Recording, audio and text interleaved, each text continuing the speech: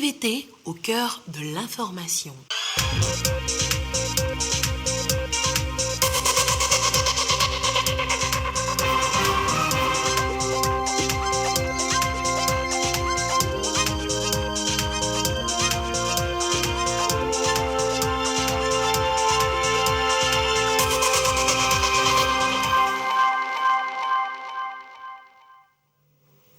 Il est l'heure du journal sur la télévision togolaise. Madame, Monsieur, bonsoir et voici les titres de cette édition. Les 5e rencontres Africa sont ouvertes depuis ce matin à Lomé. Les acteurs du secteur privé du Togo, de France et d'ailleurs se sont retrouvés pour mieux découvrir leurs activités pour booster leurs différentes économies après Covid.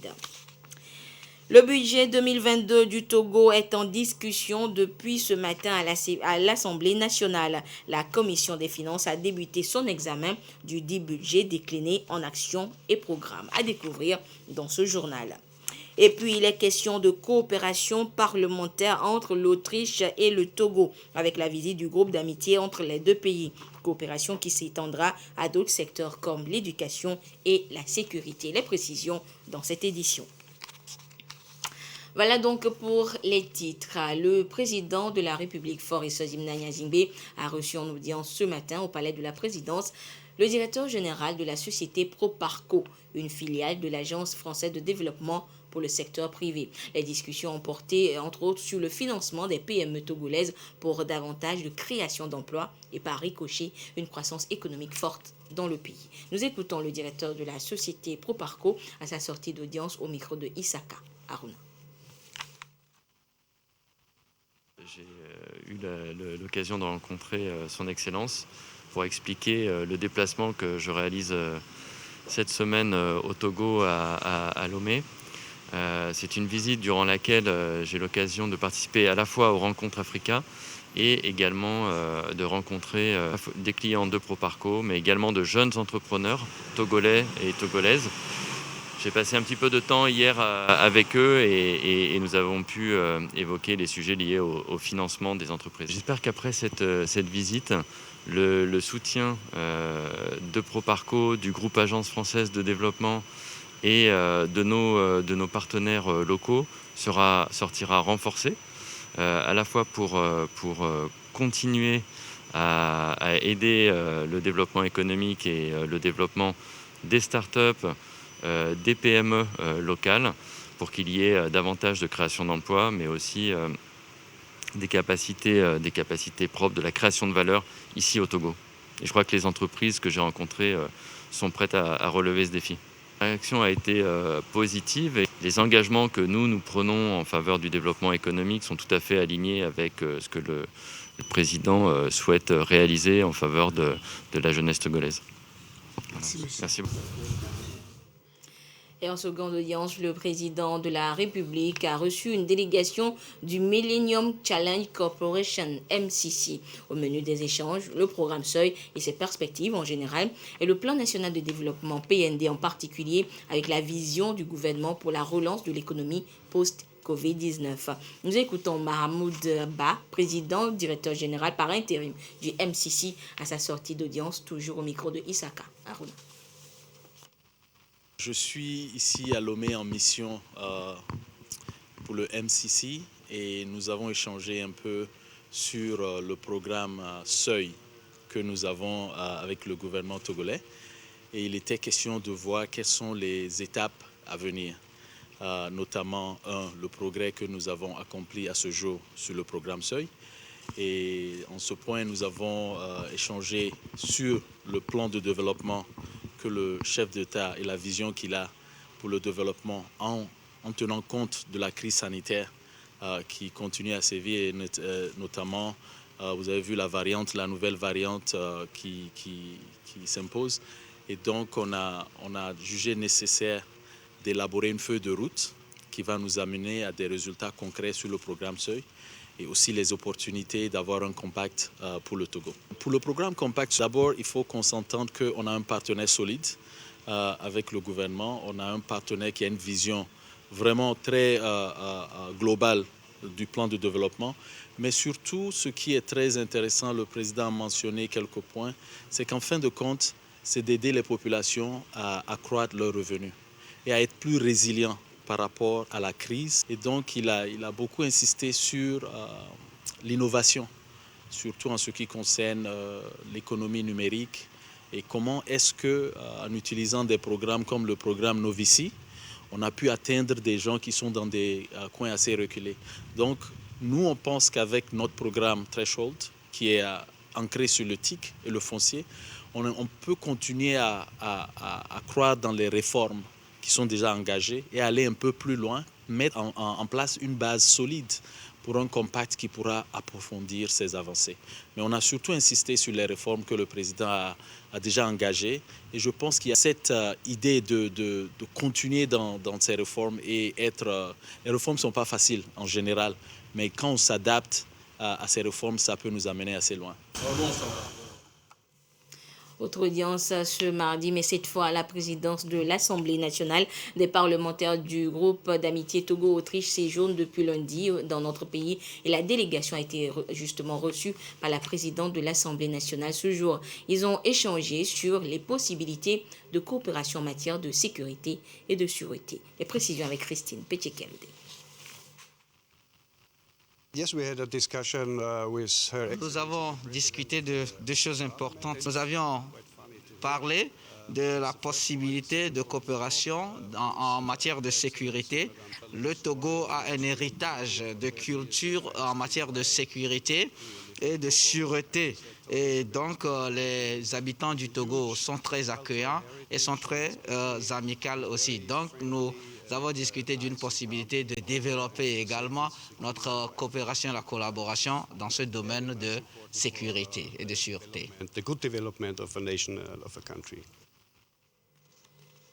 Et juste après cette audience, les parlementaires du groupe d'amitié Autriche-Togo et leurs collègues togolais ont eu une séance de travail, toujours au siège de l'Assemblée nationale. Ils ont échangé sur les bonnes pratiques parlementaires. Un accent a également été mis sur la coopération en matière d'éducation. Christine Petchekelde pour des précisions. Les parlementaires du groupe d'amitié Autriche-Togo ont échangé sur des sujets d'intérêt commun. Le renforcement de la relation de coopération, surtout dans le secteur de l'éducation, a fait l'objet de discussions. Les deux parties entendent travailler à raffermir les relations de coopération. Nous avions eu une rencontre très fructueuse avec nos collègues parlementaires du Togo. Nous avions parlé de la diplomatie parlementaire, de la diplomatie de l'éducation et nous avons pensé, tous les deux parties, que ces questions sont très très importantes pour le développement d'une nation.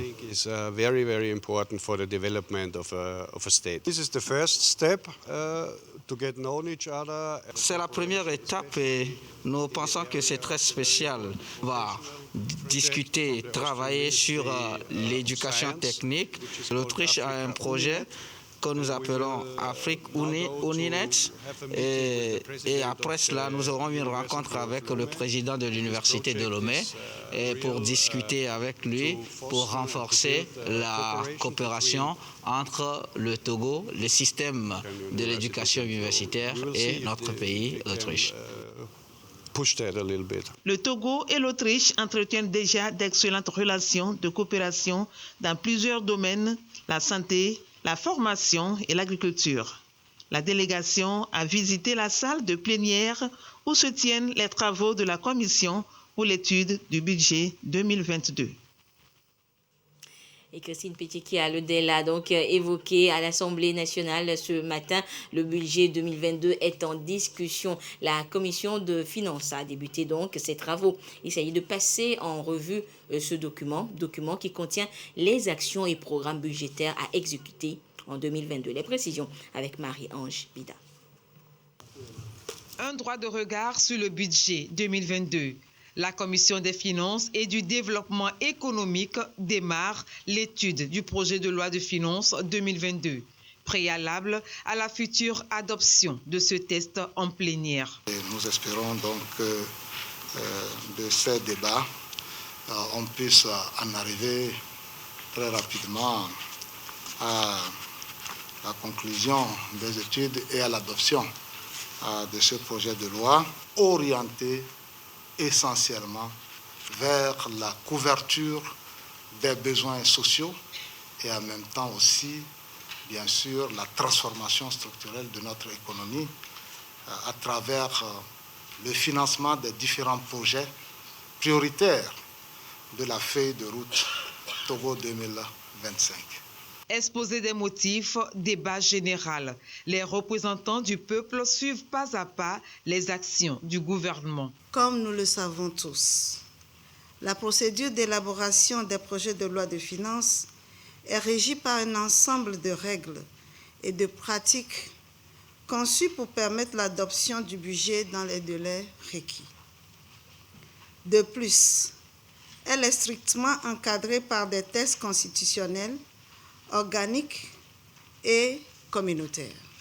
À cet effet, il me plaît tout particulièrement de saluer les efforts consentis par le gouvernement pour déposer dans le temps le projet de loi de finances pour 2022, nous permettant d'analyser les progrès accomplis dans la mise en œuvre de la vision Togo 2025 et de justifier des demandes pour les années à venir. Sur la base des informations transmises et sans entrer dans la discussion de fond, nous sommes heureux de constater que pour la deuxième année consécutive, le projet de loi de finances est présenté sous forme de budget-programme avec pour objectif essentiel, entre autres, la poursuite de la déconcentration de la fonction d'ordonnancement et d'approbation des marchés ainsi que le renforcement du rôle des contrôleurs financiers. En outre, comme déjà annoncé lors de la récente adoption de la loi de finances rectificative exercice 2021, les perspectives économiques qui s'offrent au Togo sont très bonnes et dénotent à suffisance des progrès accomplis dans les réformes structurelles. Le Covid-19, la situation sécuritaire dans la sous-région, des préoccupations de l'heure. Le Togo mise sur la relance de son économie. C'est le moment de préparer le Togo au succès économique à l'horizon 2025.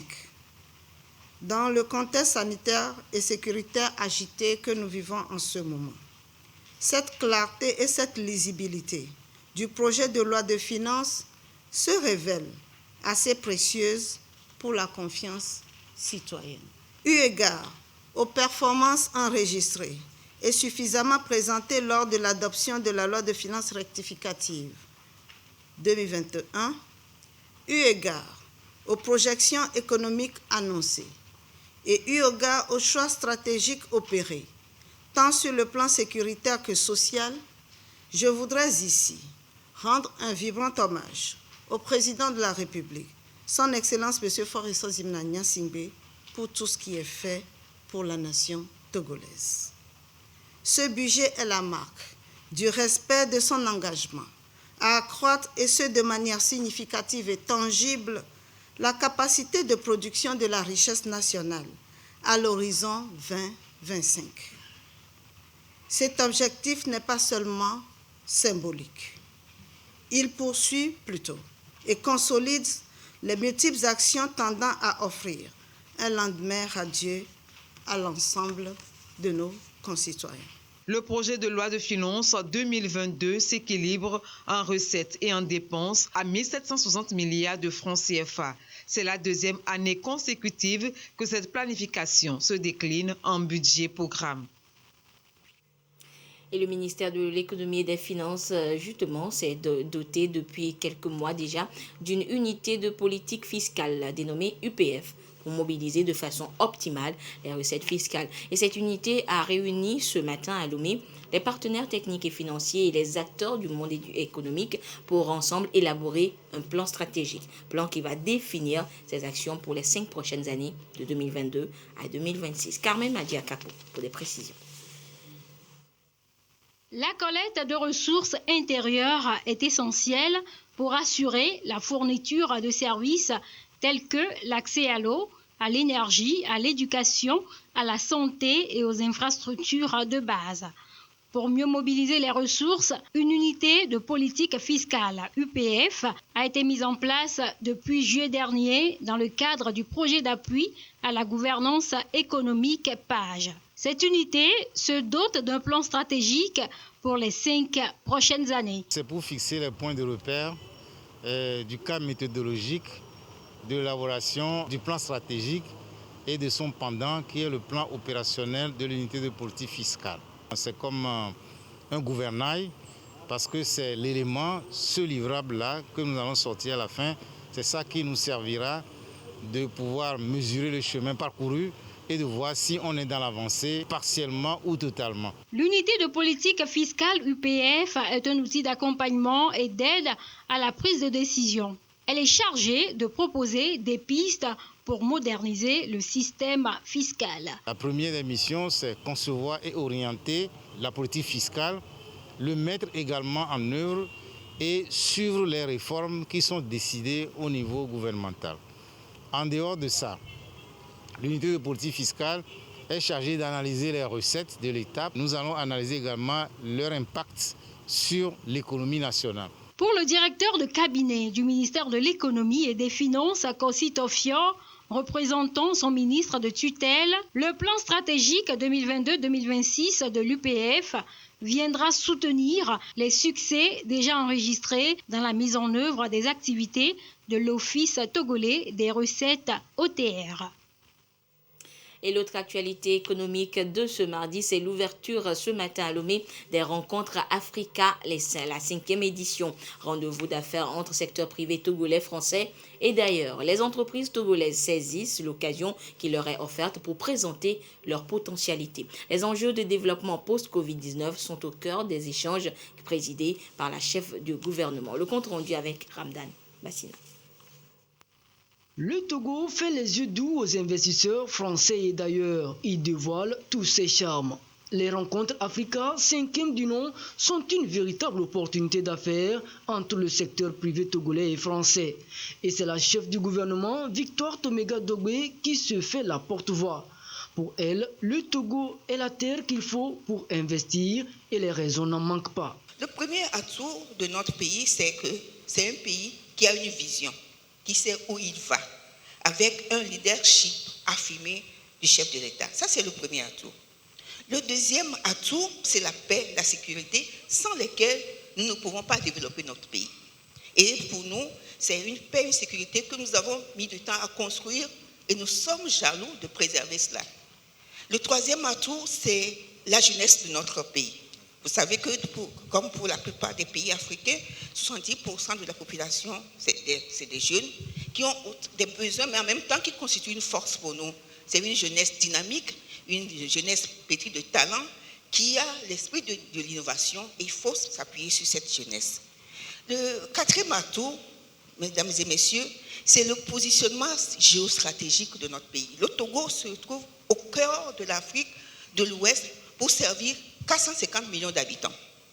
Et c'est davantage d'avoir une ouverture sur la mer, avec une ouverture sécurisée sur la mer, mais qui constitue une porte d'entrée pour les pays de l'Interland et qui a eu à investir énormément sur le port, sur le réseau routier et sur la modernisation de notre aéroport, et qui prédispose le Togo pour être un hub logistique, un hub financier avec la présence des sièges des banques régionales dans notre pays. Et le cinquième atout, c'est que c'est un pays qui continue de se réformer. Nous n'avons pas peur d'opérer des réformes audacieuses et nous comptons les poursuivre pour rester un pays attractif pour vous, les investisseurs. La relance de l'économie post-Covid-19 est au cœur des échanges. Le Togo dévoile aussi ses stratégies qui ont permis à son économie de garder le cap. Le secteur privé étant au cœur de son développement selon la feuille de route gouvernementale. Nous voulons vraiment envoyer un message à tous, vous qui êtes ici, que investir au Togo, c'est vraiment l'assurance de trouver l'environnement favorable pour la réalisation de vos ambitions. Parce que nous avons envie de vous voir réussir, de voir prospérer vos entreprises.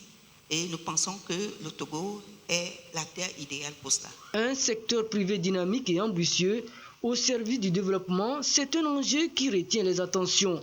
Partenaires, investisseurs et politiques croient aux potentialités du pays. Le Togo est quand même un pilote. Prenez le port. Le port est un port d'éclatement vers les autres pays maritimes et les pays de l'Interland par voie routière. 87% des conteneurs qui arrivent au port de Lomé sont redéployés vers les autres pays. Si vous voulez, si ce n'est pas le début de l'infrastructure d'une intégration des économies, qu'est-ce que c'est? Aujourd'hui, vous êtes dans le club des 5 plus grands ports d'Afrique. Puis pas n'importe quelles économies. Plus de 200 entreprises togolaises ont répondu présent à ce rendez-vous d'affaires. Impulser des partenariats gagnant-gagnant paraît la meilleure stratégie pour relever ensemble les défis du développement entre nations. Et les entrepreneurs togolais trouvent en ces rencontres Africa une plateforme d'écoute et d'échange. Mieux vanter leur savoir-faire, décrocher partenariats et contrats et relever ensemble les défis de développement. Ils s'expriment sur leurs expériences au micro de Ramdan Bassina. Les entrepreneurs togolais s'illustrent dans les domaines variés et font la fierté du pays. Eau, énergie, agroalimentaire, digital, services et santé entre autres. Les rencontres Africa sont l'occasion de tisser des liens et élargir leur champ d'action, décrocher des contrats. Pour nous, en tant que transformateurs de produits agroalimentaires, notamment de tomates Tanko Timati, Rencontre Africa, c'est un rendez-vous du donner et du recevoir, un lieu d'échange où nous allons pouvoir rencontrer des partenaires qui sont intéressés par notre domaine et qui souhaitent investir chez nous parce que nous sommes en phase de croissance, nous sommes en phase où nous sommes en train de lever des fonds. Surtout après tout ce temps de Covid, donc c'est une relance pour nous de rencontrer des partenaires, tant sur le plan financier, mais surtout sur le plan technique et autres. Rencontrer des partenaires comme pour exporter nos produits, rencontrer des partenaires aussi pour valoriser nos produits, la distribution des produits. Grâce à cette conférence, nous aimerions avoir un peu de financement pour augmenter notre capacité de production. Le dernier forum Togo UE a été l'occasion de sélectionner des jeunes entreprises innovantes. Place leur est faite aujourd'hui pour vanter leur savoir-faire. Le rôle de hub du Togo est, je pense, quelque chose qui est bien à marquer, en tout cas pour la tête des investisseurs. Puisque finalement, c'est aussi ça qui est important. Il faut accroître le périmètre pour pouvoir aussi attirer des investisseurs. Et donc la sous-région naturelle, je pense que c'est un point important.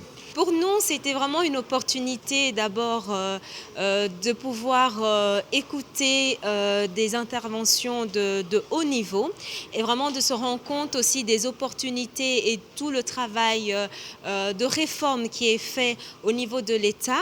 Pour le ministère en charge de la promotion des investissements, l'amélioration du climat des affaires, la promotion continue du secteur privé font du Togo une référence. Nous, notre objectif, c'est de permettre de créer des opportunités de partenariat pour qu'ils puissent, je dirais, venir se mettre ensemble avec nos opérateurs économiques pour créer des entreprises qui vont créer de la richesse dans notre pays.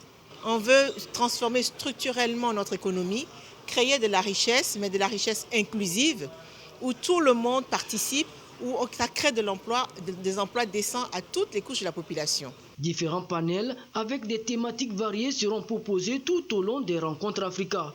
Objectif, trouver un relais de croissance durable à même de faire du Togo un pays émergent. Et du côté de Dakar au Sénégal se tient depuis dimanche le forum sur la coopération sino-africaine FOCAC. Il y est question de défis sociaux de l'heure ainsi que les intérêts communs au continent noir et à la Chine. Ulrich Amega pour les précisions. C'est le 8e rendez-vous entre l'Empire du Milieu et le continent africain, le forum sur la coopération sino-africaine. Pour une première fois, le dirigeant chinois Xi Jinping s'est adressé à ses pairs africains par visioconférence. La coopération dans le domaine des services de santé, de sécurité, de l'économie, du développement agricole, du changement climatique et de la lutte contre la pandémie du Covid-19. Des sujets préoccupants au centre des débats. Et déjà, la Chine promet 1 milliard de doses de vaccins supplémentaires au continent. Le sommet de Dakar se veut celui d'un nouvel élan pour les relations sino-africaines fondées sur l'égalité en vue de la construction conjointe d'une communauté de destin partagé pour une nouvelle ère. À l'issue de cette conférence, 4 documents seront adoptés, dont un plan d'action sur la période 2022-2024 avec une vision 2035 de ce partenariat main dans la main. 20 ans de coopération entre la Chine et l'Afrique avec beaucoup de dynamisme. Les échanges commerciaux ont explosé jusqu'à 19% sur cette période. De 10 milliards de dollars, ils sont passés à 200 milliards de dollars. Infrastructures de grande envergure, ponts, ports, routes et barrages. De nos jours, la Chine se positionne comme étant le premier partenaire en développement de l'Afrique. Également en actualité ce mardi, cette séance de travail entre le Premier ministre Victoire Toméga-Dogbé et une délégation de l'UNICEF. Une rencontre axée sur les priorités de la feuille de route gouvernementale. Enfance, sécurité et vaccination sont les différents points évoqués. Le compte rendu avec Yves Agbebivi. S'imprégner du contenu de la feuille de route 2020-2025 en vue de proposer un cadre dans lequel les actions de l'UNICEF pourraient s'aligner aux priorités gouvernementales est l'objet de cette réunion d'échange entre le gouvernement et la délégation de haut niveau de l'UNICEF, présidée par Madame le Premier ministre Victoire Toméga-Dogbé. Le cadre d'échange s'est attardé sur plusieurs questions relatives, entre autres, à l'enfance, à la sécurité et à la vaccination. Les différents membres des ministères, les différents ministres ont rapidement passé en revue les actions de partenariat avec l'UNICEF, les actions qu'ils considèrent pionnières, celles qui montrent des résultats.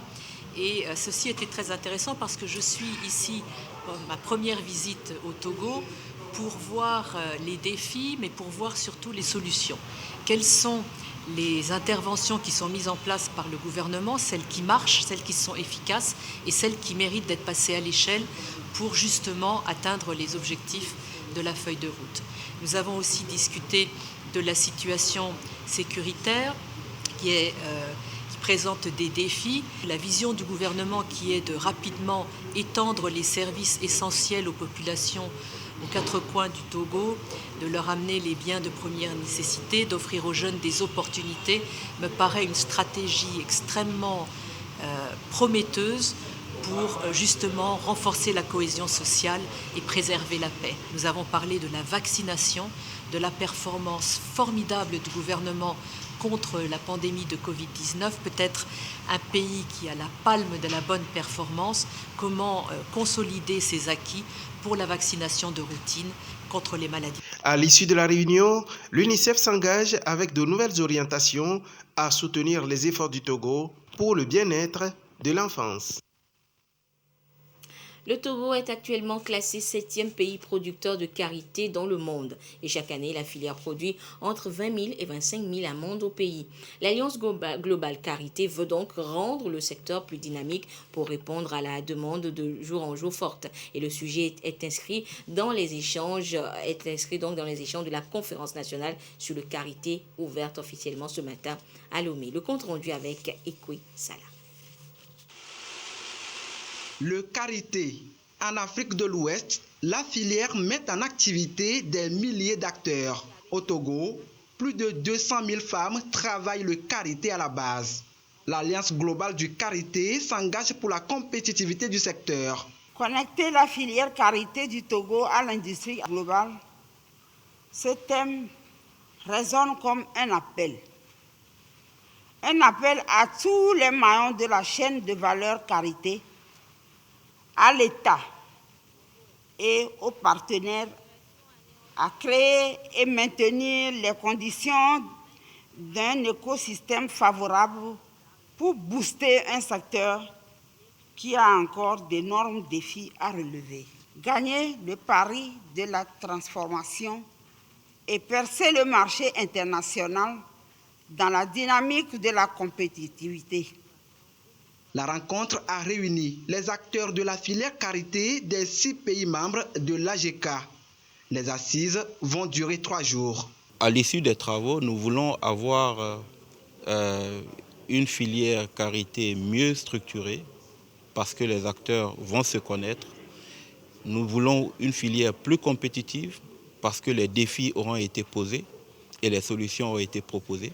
Et ensuite, nous voulons une filière durable parce que la ressource karité serait mieux entretenue et mieux conservée. Nous sommes en train de travailler pour poursuivre justement le volume d'amandes de karité que nous triturons pour davantage être présents sur le marché international. Les travaux marquent les 10 ans de l'Alliance globale du karité. Un bureau annexe de l'Alliance est inauguré pour la circonstance. Plus de 500 acteurs de la chaîne de valeur karité vont être appuyés dans leurs initiatives. Une stratégie déjà définie pour ce faire. Et puis, à retenir qu'au Nigeria, les populations sont appelées à se faire vacciner massivement face au nouveau variant Omicron. Le pays le plus peuplé d'Afrique ne veut pas prendre de risques et mise sur la vaccination de masse pour lutter contre la COVID-19.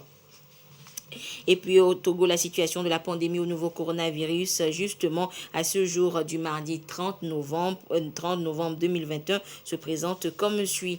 Le nombre de cas confirmés s'élève à 26 265. 7 nouveaux cas enregistrés depuis hier. Le nombre de personnes guéries est de 25 915. 8 nouveaux guéris depuis hier. Le nombre de cas actifs s'élève à 107 et le nombre de décès est de 243. Un communiqué signé par le ministre en charge de la Santé, professeur Moustapha Mijiawa. Direction à présent à Nérode dans les lacs où se tient la 3e édition du festival Demain il fera beau. L'événement permet de promouvoir les arts et la culture tout en luttant contre l'érosion côtière et les effets du changement climatique. Les précisions avec Abozadadia et avec la voix de Yata Aratem. Dans ce cadre féerique sur cette embouchure se déroule la 3e édition du festival Demain il fera beau. Placé sous le thème « Lutte contre l'érosion côtière pour la sauvegarde du patrimoine culturel », l'événement abrite plusieurs activités artistiques et culturelles. Parmi celles-ci, le championnat national du slam patriotique. Quand l'avancée de la mer devient dure, seule une dure prise de conscience nous permet d'avancer. Descends la côte, c'est notre patrimoine à tous et l'une de nos plus grandes richesses. Et c'est seulement comme ça que demain il fera beau et on pourra chanter un héros belle. Ce festival nous permet de nous faire découvrir par le grand public. Et personnellement, ça m'aide à peaufiner ma plume et à rencontrer d'autres slameurs aussi. C'est grâce au festival Demain il fera beau que j'ai senti que j'ai quelque chose en moi que je dois développer dans l'avenir.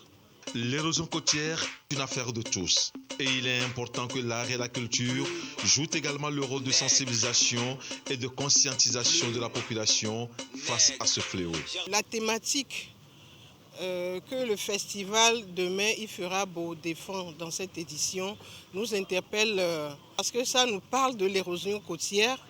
Si nous refusons de faire quelque chose, la mer risque d'arriver dans nos chambres à coucher. Donc la défense, la protection de l'environnement, j'ai bien aimé. Pour cette édition spéciale, nous sommes sur l'embouchure pour parler de l'érosion côtière qui fait fléau et qui fait beaucoup de victimes dans le lac. Comment on peut utiliser notre art pour sensibiliser, éduquer, informer, former et puis sauver notre population. Au final, Milakou s'y invoque lui. Entre autres activités, la mise en terre des plombs de cocotiers dans la ville d'Anéro. Et puis avant de refermer cette édition, ce rendez-vous à ne pas rater ce soir sur notre antenne MAG 52. Le 2e numéro est consacré ce mardi à la jeunesse togolaise entre défis, débrouilles et réussites. Un regard sur les jeunes togolais dans tous leurs états. Un magazine donc de la télévision togolaise à suivre en lieu et place de Santé d'abord tout à l'heure à 21h. Et ainsi se referme cette édition. Merci de votre fidélité à la télévision togolaise. Merci notamment à tous ceux qui nous ont suivis du côté d'Anéro dans les lacs. Bonsoir.